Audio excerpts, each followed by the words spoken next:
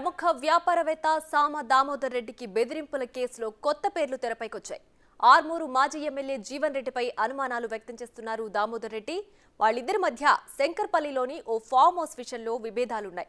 150 ఎకరాల్లోని farm house విషయంలో గతంలోనూ పోలీసుల్ని ఆశ్రయించారు దామోదర్ రెడ్డి.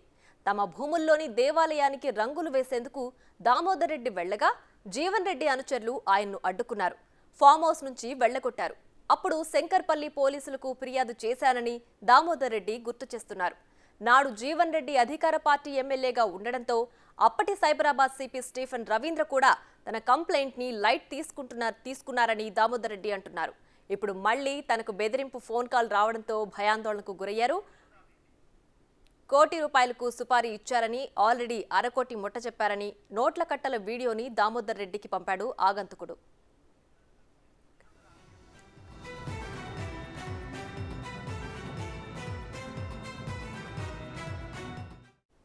రైట్, ఇదే అంశానికి సంబంధించి పూర్తి సమాచారం మా ప్రతినిధి రాణా లైవ్ లో అందించడానికి సిద్ధంగా ఉన్నారు. రైట్ రాణా, చెప్పండి, దామోదర్ రెడ్డి చేస్తున్న ఆరోపణలకి సంబంధించి పూర్తి డీటెయిల్స్ ఏంటి? ఇదివరకు కూడా మనం చెప్పుకున్నాము, సామా దామోదర్ రెడ్డికి సంబంధించిన విషయంలో అతన్ని మర్డర్స్కి స్కెచ్ చేస్తారు. బీహారీ గ్యాంగ్ ఇక్కడ దిగింది. దాదాపు 50 లక్షల రూపాయల దాకా కూడా అడ్వాన్స్ తీసుకున్నారు. మరొక 50 లక్షల రూపాయలు చెల్లిస్తే బిట్కాయిన్ ద్వారా ఖచ్చితంగా కూడా తనని వదిలేస్తారనేసి కూడా బెదిరింపులు వచ్చిన నేపథ్యంలో ప్రస్తుతం మనతో పాటు మాట్లాడడానికి సామా దామోదర్ రెడ్డి గారు ఉన్నారు. అసలు ఎవరు బెదిరించారు, గతంలో జరిగినటువంటి సంఘటనలకి ఈ సంఘటనకి ఏమైనా లింక్ ఉందా, లేకపోతే అతను ఎవరి మీద అనుమానాలు వ్యక్తం చేస్తున్న దానిపై కూడా ఆయన అడుగుదాము. సరే, ఏంటి దామోదర్ రెడ్డి గారు, సడన్గా మీ మీద ఇట్లా మర్డర్ స్కెచ్ వచ్చింది, బీహార్ గ్యాంగ్ ఇన్వాల్వ్ అయిందనేసి కూడా మీరు కంప్లైంట్ ఇచ్చారు, ఏం జరిగింది? సార్, ముందుగా మీడియా వాళ్ళకి నమస్కారం తెలియజేస్తున్నాను. నేను సామ దామోదర్ రెడ్డి. నేను జనరల్గా రియల్ ఎస్టేట్ చేస్తుంటాను. నేను ఇప్పుడు 2003లో నేను ల్యాండ్ చైతన్య రిసార్ట్ అని డెవలప్ చేశాను. 170 ఎకరాలు లేఅవుట్ చేసినాను. లేఅవుట్లో మామూలుగా కొన్ని ప్లాట్లు అమ్మినాం, మిగతా అట్నే ఉండే. ఈ పలానా జీవన్ రెడ్డి అని ఆర్మూరు ఎమ్మెల్యే అని మాకు పరిచయం అయ్యిండు. వచ్చి పరిచయం చేసుకొని మేము బిజినెస్ చేద్దామన్నా, ఇది మంచిగా ఉంది లేఅవుట్, ఇంత మంచి లేఅవుట్ ఏడలేదు, నేను అమ్ముతా చూడు, నీకు 6,000 7,000 అమ్మిస్తాను, 3,000 అంటున్నావు కదా, 7,000 8,000 అమ్మిస్తాను, నీ డబ్బులు నీకు వచ్చేటట్టు చేస్తా, అది అని ఎంఓవి కుదిరించుకొని ఏదో మనం మోసపూరితంగా చేస్తుండని అనుకోలేదు, మేము ఊహించుకోలేదు. బాగానే ఉంటుంది, ఎమ్మెల్యే కదా, మా పిల్లలకి ఏమైనా హుషారు కూడా అవుతారేమో, సపోర్ట్ దొరుకుతుంది అనే ఉద్దేశంతో మేము అనుకున్నాం. అతన్ని సరే అని ఎంఓవి కుదిరించుకున్నాం. ఏ సమయం, ఏ సంవత్సరంలో? 2016లో, 2016 జూలై ఆగస్టులో ఆ నెలలో సరే అని ఎంఓవి కుదిరించుకున్నాం. ఆయన ఏమన్నా నా పేర్ల మీద డాక్యుమెంట్ ఉంటే కూడా నేను ఏదైనా చేయనీకి వస్తుందా, అమ్మనీకి వస్తుంది, లేకపోతే రాదు, నీ ఒకరి పేరు మీద ఉంటే నేను ఎట్లా బ్రోకర్ లెక్క అయిపోతాను, నేను నా పేరు మీద కొన్ని డాక్యుమెంట్లు ఉన్నాయి, కొన్ని ప్రాపర్టీస్ ఉన్నాయి, అవి నీ పేరు మీద చేస్తా, నా పేరు మీద కూడా ఒక 100 ఎకరాలు చెయ్యి, అప్పుడు మనం ఇద్దరం కలిసి అమ్మితే బాగుంటుంది, లేకుంటే వాల్యూ ఉండదు నాకు, నేను ఎవరికి అమ్మలేకపోతా అని అన్నాడు. మేము కొంచెం ఆలోచన చేసినాం, ఇది లేఅవుట్ చేసినాం, ఇలా ప్లాట్లు అమ్ముడు పోయినాయి, వాళ్ళతో మాకు ప్రెషర్ అవుతుంది, మళ్ళీ మాకు చిట్టింగ్ చేసినట్టు అవుతుంది, మోసం చేసినట్టు అవుతుంది, రేపు పొద్దుగాల ఏదైనా కేసు అయితే మాకు న్యూసెన్స్ అవుతుంది అంటే, అరే అదంతా ఏం కాదన్న, ఇద్దరం కలిసి ప్లాట్లు అమ్ముతాం కదా, వాళ్ళ ప్లాట్లు వాళ్ళకి అట్నే ఉంటాయి, వాళ్ళ ప్లాట్లు అమ్ముతాం కదా అని మనం నమ్మించి ఒక ఎంఓయూ కుదిరించుకొని అగ్రిమెంట్ రాసి 25 లక్షలకు ఎకరం లెక్క అని, ఒక దిక్కు 25 లక్షలు, ఒక దిక్కు 22 లక్షలు, ఆ విధంగా అగ్రిమెంట్ కుదిరించుకొని ఎంఓయూ రాసుకున్నాం. రాసుకున్నాక ఆయన ఒక ఇల్లుని రిజిస్ట్రేషన్ చేసిండు, 15 కోట్లు అన్నాడు. సరే అని మేము కూడా అనుకున్నాం. ఎక్కడ సార్ ఆ ఇల్లు? కొంపల్లిలో ఉన్న ఇల్లేనా? కొంపల్లిలో ఒక కమర్షియల్ ప్రాపర్టీ ఉన్నది అన్నాడు. అది ఏమీ లేదు, అసలు ప్రాపర్టీ లేదు, ఆయన లేదు, ఏదో జేవిఆర్ కన్స్ట్రక్షన్ అని చూపించిండు, అది డెవలప్మెంట్కి ఏమో తీసుకున్నట్ట. ఇది కమర్షియల్ ప్రాపర్టీ నా చేతిలో ఉంది, 64,000 ఎస్ఎఫ్టీ నాకు వస్తుంది, నీకు 22,000 ఎస్ఎఫ్టీ నీకు ఇస్తానే అన్నాడు. ఈ విధంగా వస్తూ మోసం చేసుకుంటూ వచ్చిండు. మేము మా అడ్వకేట్తో చర్చ చేస్తే, వద్దన్న ఇది కోర్టులు వేస్తేనే బెస్ట్, అతను ఎట్లాగా మోసగాడని మాకు కూడా తెలిసింది, ఇవన్నీ వద్దు, చేద్దాం మనం కోర్టులు వేద్దామని కోర్టులు వేసినాం. 2008లో కోర్టులు వేసినాం. కోర్టులో నడుస్తుంది అది ఎన్నిసార్లు మేము అతని దగ్గర పోయినాము, వచ్చినాము, బెదిరించిండు, పో అన్నీ ఏం లేవు, అవి లేవు ఇవి లేవు అని బెదిరించిండు. అంతకుముందు అవన్నీ బెజారయ్యే మేము కోర్టులు వేసినాం. కోర్టులో వాళ్ళ ప్రాపర్టీ వాళ్ళు తీసుకొని మా ప్రాపర్టీ మాకు ఇచ్చేయమని కోర్టులు వేసినాం. అది నడుస్తుంది ఇప్పటి వరకు. ఎల్బీ నగర్ కోర్టులో ఉన్నది, నడుస్తుంది. నిన్నగాక మొన్న మాకు మధ్యాహ్నము 3:30 4 గంటల ప్రాంతాన ఒక అనోన్ కాల్ फ़ोन చేసి, अरे दामोदर तुम्हारे को ठोकने का हमारे को सुपारी आया, 1 करोड़ का सुपारी दिए हमारे को, 50 लाख रुपए तो अभी आ गया मेरे को, देखो वो भी फिक्स भी जा तुम्हारे कने मेरे कने फिक्स है। एक రివాల్వరు ఆ డబ్బులు ఒక ముగ్గురు క్రిమినల్స్ని ఇవన్నిటిని మాకు పంపించిండు. మాకు ఒక ఫోన్, ఒక కారు, ఈ ఫోన్ నంబర్ ఇది ఈ ఫోన్ నంబరు, ఈ ఫోన్ నంబర్ మీద కాల్ వచ్చింది. ఈ 4 పేజీల మెసేజ్లు ఇవన్నీ. వాళ్ళు ఏమేం భాష, వాళ్ళ భాష కాకుండా వాళ్ళ భాషలో ఇంగ్లీష్లో వచ్చింది.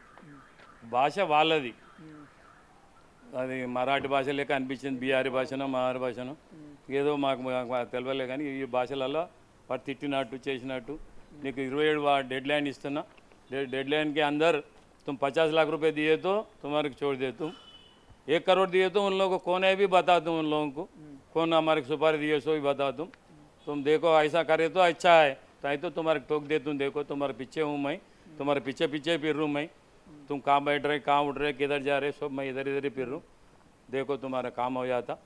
एक बड़ा आदमी का इज्जत निकाले तुमने, वही सब। अरे कौन है बाबू, अब हमारे पीछे कहीं को पड़े बोले तो, एक बड़ा आदमी का इज्जत निकाले तुमने, वो बड़ा आदमी हमारे को सुपारी दिए, मैं तुम्हारे को तो टोकना వ్యక్తి సుపారీ ఇచ్చిండు, సుపారీ ఇచ్చిండు, ఆయన్ని ఇజ్జత్ తీసినారనేసి కూడా ఆయన చెప్తున్నారు. ఆయన అంతే చెప్తున్నాడు. ఏది ఫోన్ కాల్లో చెప్పారు ఇదంతా?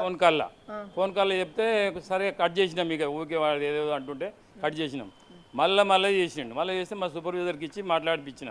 ఆయన హలో అనగానే కట్ చేసిండు. మళ్ళీ 6:30కి మళ్ళీ ఫోన్ చేసిండు. 3-4 సార్లు చేసిండు.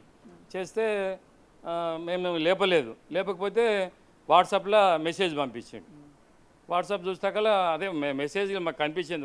తుమారా వాట్సాప్ దగ్గరే బాంచోత్ అని వాడు తిట్టినట్టు మెసేజ్ చేసిండు.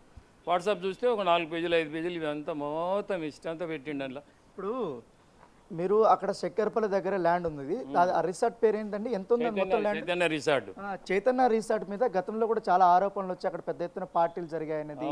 అసలు ఆ ల్యాండ్ లో మీది ఎంత ఉంది? మొత్తం మీదేనా? 300 ఎకరాల 300 ఎకరాలు మొత్తం. అసలు ఏమని మీకు పరిచయం అయ్యారు? జీవన్ రెడ్డి ఎలా పరిచయం అయ్యారు మీకు? అసలు రెడ్డి, నేను ఒక ఎమ్మెల్యేని, నాకు అంతా ఫిలిం ఫీల్డ్ టచ్లో ఉన్నారు ప్రతి ఒక్కరు. నేను ఈ విధంగా ప్లాట్లు అమ్ముదాం మనము, నాకు కొంత ల్యాండ్ ఇయ్య అంటే, ల్యాండ్ లేదు, ఇది లేఅవుట్ చేసినాం, అమ్మలేమని చెప్పినాను. చెప్తే ప్లాట్లే అమ్ముదామన్నా, ప్లాట్ల మాదిరిగానే అమ్ముదాం, ఎట్లా వస్తే అట్లా. ఎన్నిసార్లు కలిసారు సార్ అట్లా? అట్లా ఒక 10 సార్లు మా ఇంటికి రావడం, ఒక రిలేషన్ పెంచుకోవడము. మీరు మా నాన్నలాగా ఉన్నారు, మా నాన్న ఏజ్ ఉన్నారు, తమ్ముడు నేను హుషారు చేసుకుంటా, చెల్లెళ్ళని మా బిడ్డలని చెల్లెళ్ళు అనుకోము, ఇవన్నీ ఒక రిలేషన్ పెంచితే మా పిల్లలు కూడా అనుకున్నారు, అన్న మంచివాడిలాగానే ఉన్నాడు డాడీ, మరి ఏదో మరి ముందుకు పోదామా. మధ్యలో మధ్యవర్తి ఏమన్నా వచ్చారా? మధ్యవర్తి వెంకటరెడ్డి అని, పొద్దుటూరు వెంకటరెడ్డి అని ఒక అతను తీసుకొచ్చిండు మన దగ్గరికి. అన్న ఈయనకి ల్యాండ్ కావాలంట అంటే, ల్యాండ్ ఏడు ఉంది వెంకటరెడ్డి, నీకు తెలియంది, ఆ పక్కకి విలేజ్ ఆయన్ని, నీకు తెలియంది ఏముంది, అంతా లేఅవుట్ చేసినాం, అక్కడింత ఉంటే వేరే వాళ్ళకి అగ్రిమెంట్ ఇచ్చినాము, అది ఏ నీకు లేదు తీసుకుంటే, అది ఒకవేళ అది తీసుకుంటే ఒక దిక్కు అగ్రిమెంట్ చేయాలి, అది తీసుకోమను, అది ఇస్తా కానీ ఇది అంటే, అది దాని రోడ్లు ఏం లేవన్నా, అదేం చేద్దాం, ఇది అమ్ముకుంటే అది చేద్దామని అన్నాడు. అంటకల్లా సరే అని ఆలోచన చేస్తుంటే కొన్ని రోజులు అట్నే వస్తుంటే పోతుంటే, సరే ఇక బాగానే ఉంది కదా అని పిల్లలు కూడా అనుకుంటే కొంచెం ముందుకు వెళ్ళినాం. ఇక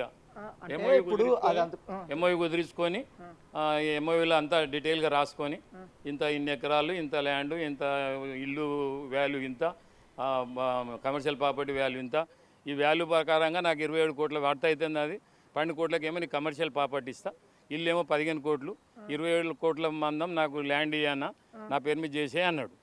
ఇక మేము సరే అమ్మి మన డబ్బులు మాట ఎవరి వాళ్ళు తీసుకొని ఏముంది అని మేము కూడా అనుకొని సరే అతనికి 25 లక్షల ఎకరం లెక్క అని అగ్రిమెంట్ రాసుకున్నాం. 25 లక్షలకు అట్లా ఎన్ని ఎకరాలకి రాసిచ్చారు? అట్లా 100 ఎకర్కి రాసిచ్చాను. 300 ఎకరాల్లో 100 ఎకరాలు మాత్రం 84 ఎకరాలు ఎంఓ రాయించారు. ఎంఓవి రాయించి డీటెయిల్గా రాసినాం. మాకు ఇవి ప్రాపర్టీలు మొత్తం ఇచ్చేయాలి, ఇవి వచ్చే దాంట్లో ఇది ఈ విధంగా షేర్ చేసుకోవాలి, రిసార్ట్లో ఆఫ్ చేసుకొని ఇద్దరం కలిపి జిందాలోకి 25 లక్షలకి ఇస్తున్నా మాట్లాడినా, నీకు 12.5 లక్షలు, నాకు 12.5 లక్షలు వస్తాయి. ఇవన్నీ దాంట్లో రిసార్ట్ కట్టి దాంట్లో కట్టినాం. మీరు కొడుకు పేరు మీదనే చైతన్య రిసార్ట్ అని మా కొడుకు పేరు మీద మీరు కట్టిన రిసార్ట్ లో ఆయన డెవలప్మెంట్ చేస్తానని లీజుకి ఇచ్చి దాంట్లో డబ్బులు మీకు ఇస్తా అన్నాడు. ఎంతవరకు ఇస్తాను? 9 కోట్లు దాన్ని వాడతా అన్నాడు. అందులో 4.5 కోట్లు నీకు ఇస్తే నీ షేర్ అవుతుంది కదా, నాకు కూడా షేర్ వస్తుంది కదా, ఇద్దరము ఆఫ్ ఉంటుంది, మనం ఇద్దరం లాభం స్టార్ట్ చేద్దాము అంటే, ఆల్రెడీ లీజుకి ఇచ్చిందే అది, లీజుకి ఇచ్చిన వేరే వాళ్ళకు. అది ఎట్లా అంటే వాడు నడుపుతూనే లేడన్నా, వాడిని ఇంకా ఈ లీజ్ ఎక్కడిది అని బెదిరించిండో ఏం చేసిండో మొత్తం కూడా మేము కూడా అనుకున్నాం, మాకు ఏదైనా డబ్బులు వస్తే బాగా అనుకున్నాం, ఈ విధంగా ముందుకు పోయినాం. అంటే ఇప్పుడు అంత పెద్ద బిట్టు కదా, 300 ఎకరాలు అంటే కొన్ని వందల కోట్ల రూపాయలు ఆస్తుంది. అవును, మాది ఇప్పుడు మీరు చెప్తున్న ప్రకారం 196 ఎకర్ అమ్మినాం మేము ఇక్కడ అత్తపూర్లో. మా తాతల నాడిది 196 ఎకరాలు. ఆ ల్యాండ్ అంతా అమ్ముకుంటే అక్కడ కొనుక్కున్నాం మేము. అక్కడ కొనుక్కొని అదంతా మాకు ఒక సొసైటీ లెక్క మా ఆర్గనైజ్ చేసుకుని మా పిల్లలు మేము ఫ్యామిలీగా కోఆపరేటివ్షిప్గా మేము పెట్టుకున్నాం. అది మా పిల్లలు, మా అమ్మ, మా భార్య, మా పిల్లలు, 4 పిల్లలు అందరి పేర్ల మీద చేసుకున్నాం. అంటే ఇప్పుడు అంత పెద్ద ల్యాండ్ ఉంది కదా, మీరు అంత కష్టపడి కొనుక్కున్నారంతా, కేవలం 100 ఎకరాలు మాత్రమే ఆయనకి రాయించారు. అది కూడా ఎక్కడో కొంపల్లో ఉన్నటువంటి ల్యాండ్ ఇస్తేనే రాయించారు కదా. మిగతా 200 ఎకరాలు మీవే కదా. అది కూడా మోసమే ఉంది. అది కూడా 3,000 గజాలు అన్నాడు, 2470 గజాలు మాత్రమే ఉంది. రీసైన్ చేసాక తెలుస్తుంది. అప్పుడు నాకు మొదలే 3,000 గజాలని అగ్రిమెంట్ రాసి ఇచ్చిండు. ఇప్పుడు ఆ ల్యాండ్ ఏమైందండి? ఆ కేసు, ఆ విల్లా అట్లనే ఉందా? ఆ విల్లా అట్లనే ఉంది, మా అండర్లోనే ఉంది అనుకోండి. మా అండర్లోనే ఉంది, కానీ ల్యాండ్ డిస్ట్రిబ్యూట్ ఉన్నదని లోకల్స్ చెప్పారు. ఇక మేము ఇప్పుడు ఏం చేయని పరిస్థితి ఉన్నదని మేము మామూలుగా ఉంచుకున్నాం. ఇక మీరు ఇంకా 200 ఎకరాలు మీవే అనుకుందాం. ఎంఓయూ 100 ఎకరాలు తీసినా కూడా 200 ఎకరాలు మీవే, మీ సొంత ఆస్తుంది. అయినా ఎందుకు జీవన్ రెడ్డి పేరు ఎందుకు ఉంది ఆ రిసార్ట్కి? ఇప్పుడు ఆయన దౌర్జన్యం, ఆయన గుండాలు, ఆయన అనిల్ రెడ్డి అంటాడు కూడా గుండా. అనిల్ రెడ్డి ఎవరు? తమ్ముడిని అంటాడు వాడు. మా ఫంక్షన్ హాల్ మా నాన్న పేరు మీద ఉన్నది, సాంబపరమరెడ్డి ఫంక్షన్ హాల్ పేరు మీద ఉన్న ఫంక్షన్ హాల్ని మాది రిజిస్టర్డ్, అన్ని డాక్యుమెంట్లు అన్నీ ఉండగా జీవన్ రెడ్డి గార్డెన్ అని పెట్టుకొని ఆ ఫంక్షన్ హాల్ మీద అందులో గుండాలంతా కూర్చొని పెద్ద పెద్ద కుక్కలు, ఇంత కుక్కలు, ఇవన్నీ ఎవడన్నా పోతే వాళ్ళని భయభ్రాంతులు చేయడం, ప్లాట్లో పోతే ప్లాట్లో లోపల రానియకపోవడం, పండ్రోయ్ దామోదర్ రెడ్డిని కలుసుకపోండి అని చెప్పి బెదిరించడం. ఇప్పుడు మీరు ప్లాట్లు అక్కడ ఏమన్నా అమ్మినారా? ముందు 30 ప్లాట్లు అమ్మినాం ఆల్రెడీ. కూడా రానియట్లేదు, రానియడం లేదు. వాళ్ళు ఏమంటారు? వాళ్ళు ఎవరైనా వాళ్ళు నా దగ్గరికే వస్తే నేను అందరికి ఆర్డర్స్ ఇప్పించిన, కోర్టు నుండి అందరికి ఇంజక్షన్ ఆర్డర్లు ఇప్పించిన, మీ ప్లాట్లు ఎక్కడ పోవు బాబు, అంతే కాకపోతే ఒకవేళ సెటిల్మెంట్లు అయితే ఒక సైడ్ చేసి మీకు ఇస్తా అంటే నా మీద నమ్మకం మీద వాళ్ళు ఎప్పటికీ నాకు టచ్లో ఉన్నారు. ఇప్పుడు కూడా ఎవరైనా బెదిరించడం కానీ వాళ్ళు ఎప్పుడు అడిగినప్పుడు రానిస్తలేరు, అసలు గేట్లకు ఇంటర్ కానిస్తలేరు. ఆడ మనుషులు పెట్టిండు, ఆ మనుషుల దగ్గర రానిస్తలేరు. ఆడికి ఇప్పుడు మీరు ల్యాండ్ ఓనర్ కదా, మీరు వెళ్ళినప్పుడు కానీ, మీ కుమారులు వెళ్ళినప్పుడు కానీ, బంధువులు కానీ మిమ్మల్ని ఏమన్నా బెదిరించారు? ఎవరు బెదిరిస్తలేరు. నేను వెళ్ళినప్పుడు మామూలుగా వాచ్మెన్ గారిని పిలిచి, అరే నేను దామోదర్ రెడ్డి సార్ని, నేను లోపలికి వెళ్తాను బాబా అంటే వదులుతున్నారు. మీ ల్యాండ్ లో మీరు వెళ్ళడానికి కూడా పర్మిషన్. ఓసారి అన్నారు, సార్తో మాట్లాడండి. సార్ ఎవర్రా బాబు, నేను భూమి ఓనర్, నేను మొత్తం ఓనర్, నేను నన్ను సార్ని కలవమన్నట్టు అంటే వదిలిండాడు. వదిలితే లోపల పోయి చూసుకొని మళ్ళీ రిటర్న్ వచ్చేసినాం. మేము వచ్చినప్పుడు రాగానే ఆడ 2 బైకుల మీద 2 పిల్లలు మంచిగా బాగా బలంగా ఉన్నారు, బైక్ల మీద కూర్చొని సైలెంట్గా చూస్తూ అటు ఇటు, ఎవరో తెలియదు మాకు. ఆ గేట్ పక్కకు వచ్చి కూర్చున్నారు. మేమేం టచ్ చేయలే. వాళ్ళని చూస్తే మాకు అనుమానం వచ్చింది, ఎందుకంటే కెమెరాలు పెట్టిరు, వాళ్ళు ఆన్లైన్లో చూసుకొని ఎవరైనా లోపల రాగానే చేస్తుండ్రే మీద అని మాకు ఐడియా వచ్చేసింది. ఇక అప్పటి సంది స్టార్ట్ చేసినాం. మొన్ననే మేము పోయింది కూడా ఒక 1 వీక్ మొదలు పోయినాము. ఒక దినం ఇచ్చి తెల్లారి ఇది మాకు తుమరకు తోకు దాల్తో అనోన్ నంబర్ తోటి ఆ విషయంలో, ఆ కేసు విషయంలో, ఆ ల్యాండ్ విషయంలో మీరు ఎవరోని కలిసారు? పోలీస్ స్టేషన్ అప్పుడు కంప్లైంట్ ఇచ్చారా? ఎర్రబల్లి దయాకర్ అని కలిసిన ఆయన ఏమన్నాడు? ఎర్రబల్లి దయాకర్ రావు కలిసి పిలిపించి అడిగాడు, వద్దురా బాయ్ పెద్ద సార్ దగ్గర దాకా పోతే ప్రాబ్లం అవుతుంది నీకే, ఇది వచ్చే ఏదో అన్నకి ఇచ్చేది ఏముందో ఇచ్చేసి నీదేముందో నువ్వు తీసుకో అన్నాడు. నాదికి చెప్తావు అనుకుంటే అక్కడ చెప్తున్నావు నువ్వు అని లేచి వెళ్ళిపోతూనే ఉన్నాడు అతను. ఆయన ముందు కూడా ఏదో అప్పుడు మంత్రిగా ఉన్నాడు కదా, లేడు, ఎమ్మెల్యే ఉండే. అప్పుడు స్టార్టింగ్ లో ఎమ్మెల్యే ఉండే. అంటే బీఆర్ఎస్ లో జాయిన్ అయిన తర్వాత టీడీపీ నుంచి జాయిన్ అయినాక మళ్ళీ ఆడికి ఏంటి ఇక అన్న నువ్వు మీడియాకి ఎక్కనా, నేను పెద్ద సార్ దగ్గర తీసుకుపోతా అన్నాడు. మీడియాకి ఎక్కితే మళ్ళీ ప్రాబ్లం, పెద్ద సార్తో ఎందుకు పోయినావా మీడియా దగ్గర, మాకే అయ్యేది కాకపోకలేదని మేము వెనక హరీష్ అన్న దగ్గర పోయినాం. హరీష్ రావు దగ్గర పోయినాం. హరీష్ రావు దగ్గర పోతే వెంబడే ఫోన్ చేసిండు, ఏమ్రా పెద్ద ఆయన ఎందుకు అట్లా చేస్తున్నావు, ఇది ఏంది అనుకుంటున్నావు నువ్వు ఆఖరు అంటే, ఏం లేదన్నా ఇచ్చేస్తున్నా, ఆయనకి ఇచ్చేస్తున్నా, నాన్న తీసుకుంటా అది ఇది అని అన్నాడు. సరే అన్న పోనా కలు ఇక నీకు కలుస్తాడు వచ్చి అని అన్నాడు. వెళ్ళిపోయినాక మళ్ళీ అతను మన దగ్గర రాలేదు. మళ్ళీ నేను అన్న దగ్గర పోయాను, హరీష్ అన్న దగ్గరికి పోతే ఏమన్నా అయిపోయిందంటే కదా, మాట్లాడినట్టే కదా నేను అంటుండు. ఎక్కడ మాట్లాడు అన్న, ఇక అతను మాట్లాడలేదు ఏం లేదు అంటే, అవునా అన్న అని కొంచెం ఏమనలే. ఇక అంజాన్లు ఉన్నాడు. ఇక ఆడికేంటి ఇక మేము ఎవరి దగ్గర పోయినా పట్టించుకోలే. కవిత దగ్గర పోయినాం. కవిత దగ్గర పోతే కవిత మైనంపల్లి హనుమంతరావు అన్న జీవన్ రెడ్డికి ఫోన్ చేసి ఏమి ఇచ్చినవురా నువ్వు దామోదర నాకు రారా అరే రారా ఏమి ఇచ్చినావు ఇత్తు రారా ఇద్దరు రారా మరి ఏమి ఇచ్చినావు చూపిద్దు రారా అన్నాడు. అంటే ఒక బాగానే ఒక 15-20 నిమిషాలు ఆర్గ్యూ చేసి నువ్వు మంచితనంగా అన్నదాన్నకి ఇస్తే మంచిది బిడ్డ ఇప్పుడు లేకపోతే నేనే వస్తాను ఇంటికి అని బెదిరించిండు. బెదిరిస్తే ఎంబడే కేటీఆర్ దగ్గరికి వెళ్ళినట్టుండు. కేటీఆర్ కవితమ్మకు మెసేజ్ చేసిందంట. కేటీఆర్ కవితమ్మ మళ్ళీ ఇక్కడ మైనంపల్లి హనుమంతరావుకి ఫోన్ చేసింది. ఫోన్ చేస్తే అన్న అట్లా కవితమ్మ ఫోన్ చేసింది మాట్లాడదామంటుంది, ఇది గీడియాకు వెళ్తే బాగుండదు తెలిస్తే మనం మాట్లాడుకుందాం అన్నారు అంటే అని ఆమె ఫోన్ చేసిందని మేము పోయినాం. పోయి కూర్చున్నాక ఏం జీవన్ రెడ్డి అని అడిగింది ఆయన అనుకోండి. ఏం లేదు ఇచ్చేది ఉన్నది ఇచ్చేస్తున్నా ఇచ్చేస్తా.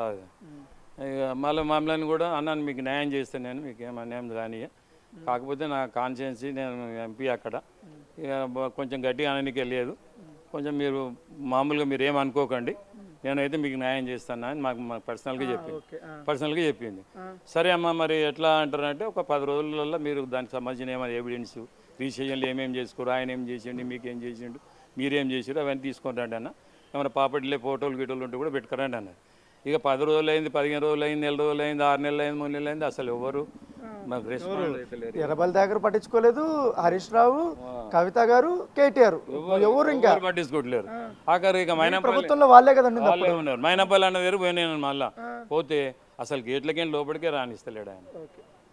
నేను ఆల్రెడీ చెప్పేసిన నేను మా ఇంట్లో కూడా మినిస్టర్లు ఉన్నారు, ఎమ్మెల్యేలు ఉన్నారు, మహేందర్ రెడ్డి మా దగ్గర మా అన్న కొడుకే, సబితమ్మ మా సిస్టరు వీళ్ళందరూ ఉన్నారు కూడా, మేము కూడా పెద్ద ఇజ్జత్ ఉన్న వాళ్ళే, మేము మా గేట్లకి ఇంటర్ కానికపోవడం ఏంటిది అని అతనికి సంబంధికుడు ఒకటి సామిరెడ్డి అని ఉండే అతన్ని అడిగినాం. అదే గిట్ల సంగతి అంటే ఏమో వచ్చిందంటే అక్కడికి ఫోను ఏమో 15 అడుగుతూ నాకేమో వచ్చేది ఇంట్లో అది ఇది అని అన్నారు అని అన్నాడు. ఇది నాకు సీక్రెట్ నేను చెప్తున్నా నీకు అని అన్నాడు. అంటే ఇక పోవద్దని బంద్ అయినాం. ఇక బంద్ అయ్యి ఇప్పుడు వాళ్ళు ఎవరు ఇంక రెస్పాండ్ అవ్వలే, ఎవరు హరీష్ రావు కానీ కవిత గారు కానీ కేటీఆర్ కానీ మళ్ళీ ఇంకా దీని గురించి పట్టించుకోలే, ఎవరు పట్టించుకోలే. మరి మళ్ళీ తర్వాత ఏం చేస్తారు మీరు? ఇంక వీళ్ళ దగ్గర న్యాయం జరగకపోతే మీడియాకి ఎక్కి ప్రెస్ క్లబ్లో పోయి చెప్పినాం, మాకు కేటీఆర్ కానీ కేసీఆర్ కానీ చెప్తే ఒక గంట సేపట్లో అయిపోయే పంచాయతీ ఇది, జీవన్ రెడ్డి ఎంబడే మాకు ఇమ్మీడియట్గా సెటిల్ చేసుకుంటాడు, మాకు వాళ్ళే గాడ్ ఫాదర్ వాళ్ళే అన్ని మాకు పార్టీలో కూడా నేను కూడా ఉన్నానే పార్టీలో. మీరు కూడా బీఆర్ఎస్ లో పని చేశారా? 2013 నుంచే ఉన్నా నేను. నాకు ఈ చెవెల టికెట్ కూడా ఇచ్చి పార్టీలో ఉన్న వ్యక్తే మీకు ఇంత ఫైట్ చేయాల్సి వచ్చింది. సార్ నాకు టికెట్ ఇచ్చింది చెవెల ఈ కాన్స్టిట్యూన్సీ నుంచి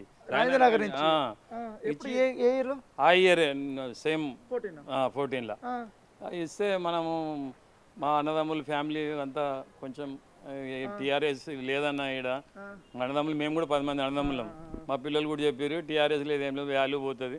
ఇంతకుముందు ప్రజా పార్టీలో మా అన్న కొడుకు నిలబడి ఉండి ఆయన ఓడిపోయాడు, మా అన్న టీడీపీ నుండి నిలబడి ఆయన ఓడిపోయాడు, ఇవన్నీ జరిగిపోయినాయి. ఇవన్నీ జరిగినాయి, నువ్వు కూడా ఓడిపోయిన క్యాండిడేట్గా అవుతావా అన్న అని వద్దు ఎవరికన్నా ఇచ్చుకొని అని అంటే మేము కూడా లాస్ట్ వరకు ప్రయత్నం చేసినాం. కొండ విశ్వేశ్వర రెడ్డి ఉండే మాకు బాగానే మీరు చేయండి నేను అన్ని విధాలు నేను ఉంటా అది ఇది అన్నాడు, కానీ ఓడిపోవడం అనేది మాకు బాధేస్తుంది, ఇక మాకు వద్దనుకొని ఊరుకున్నాం. ఇప్పుడు మీరు పార్టీలో ఉన్నారు, మీ ప్రభుత్వం అప్పట్లో అధికారంలో ఉంది, మీ ల్యాండ్ ఇంత పెద్ద లిటిగేషన్లో ఉంది, ఎవరు మీరు న్యాయం చేయకపోతే ఏమనిపించింది అసలు? ఏం చేస్తాం మేము, మా చేతిలో ఏముంది, గవర్నమెంట్ వాళ్ళ చేతిలో ఉంది. పోలీసు వాళ్ళు తిరిగిపోతే 2021 నుంచి ఇస్తున్నాం మేము కంప్లైంట్లు. అసలు కంప్లైంట్ అసలు ఎఫ్ఐఆర్ బుక్ చేసి లేదు, ఏమీ లేదు. ఇక వాళ్ళు అసలు ఏ పోలీసు ఏదన్నా ఉంటే వాళ్ళు చెప్తేనే కొంచెం రెస్పాండ్ అవుతారు, మేము చెప్తే అసలు పట్టించుకోవడం. ఒక ఎస్సీ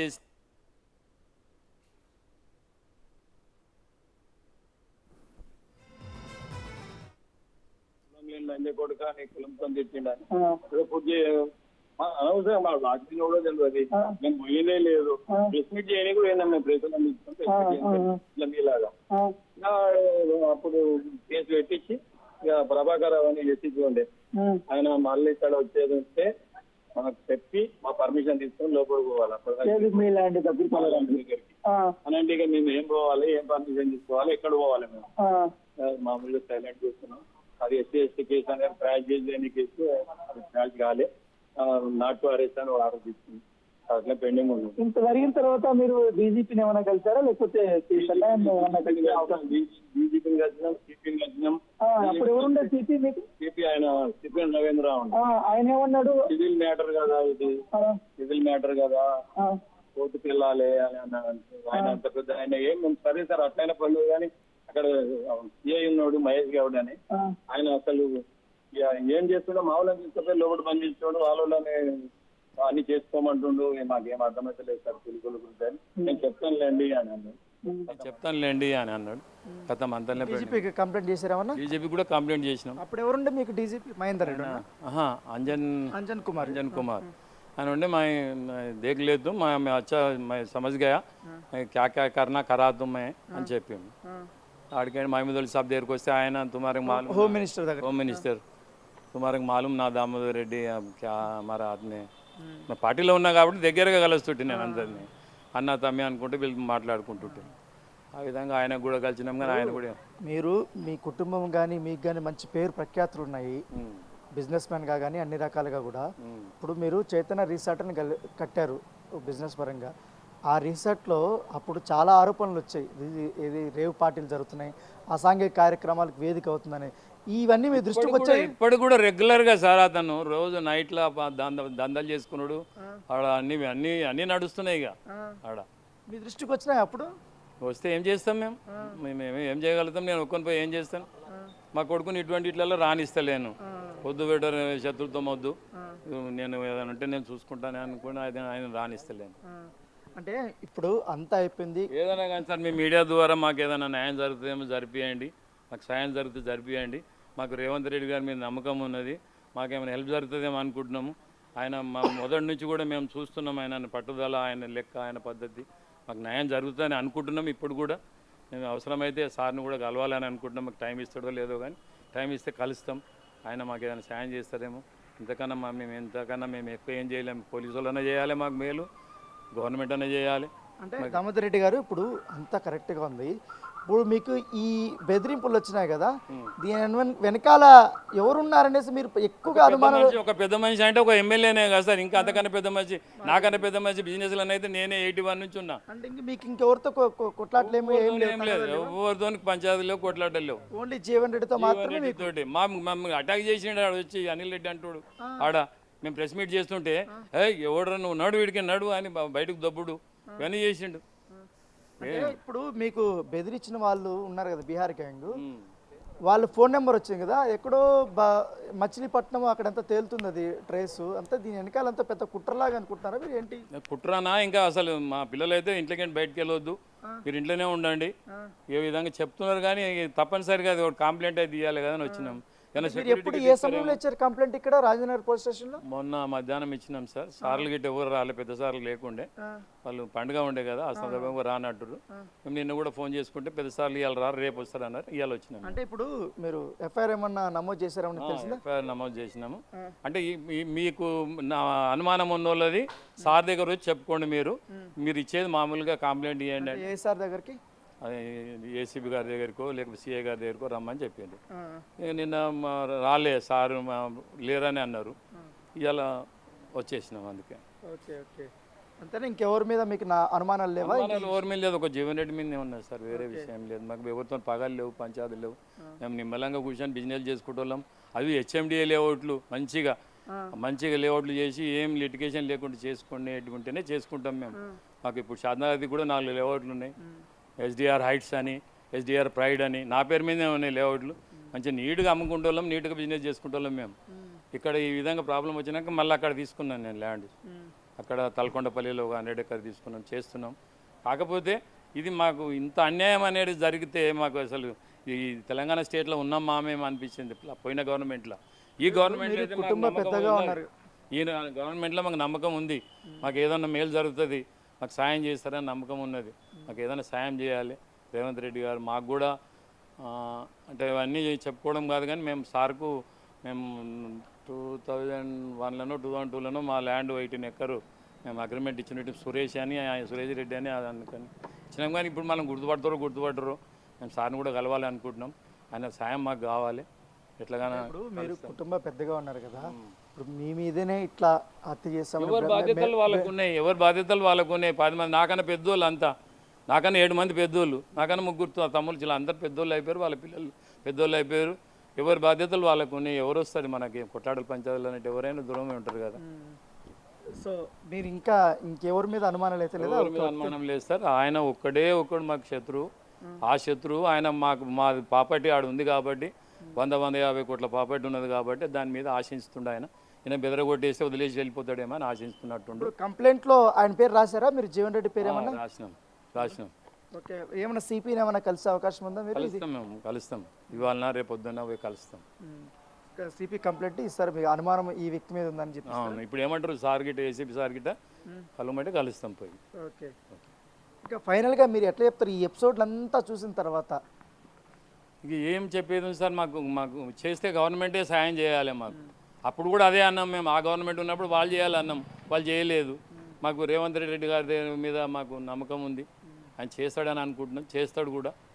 ఇప్పుడు ఈ కొత్త కాంగ్రెస్ గవర్నమెంట్ వచ్చిన తర్వాత ప్రగతి భవన్లో ప్రజాభవన్ గారిని మార్చారు. అక్కడ ఎవరైనా వచ్చి అప్లికేషన్స్ ఇవ్వచ్చు, మీకు ఏమైనా ప్రాబ్లమ్స్ ఉంటుంటే అని చెప్పారు కదా మీరు. అక్కడికి ఏమైనా వెళ్ళి అప్లికేషన్ ఏమైనా ఇస్తారా? చాలా ఉన్నాయి పేజీలు, ఇంత పెద్దది తీసుకోకపోవచ్చు, చిన్న చిన్న కేసులలో వస్తారు కదా.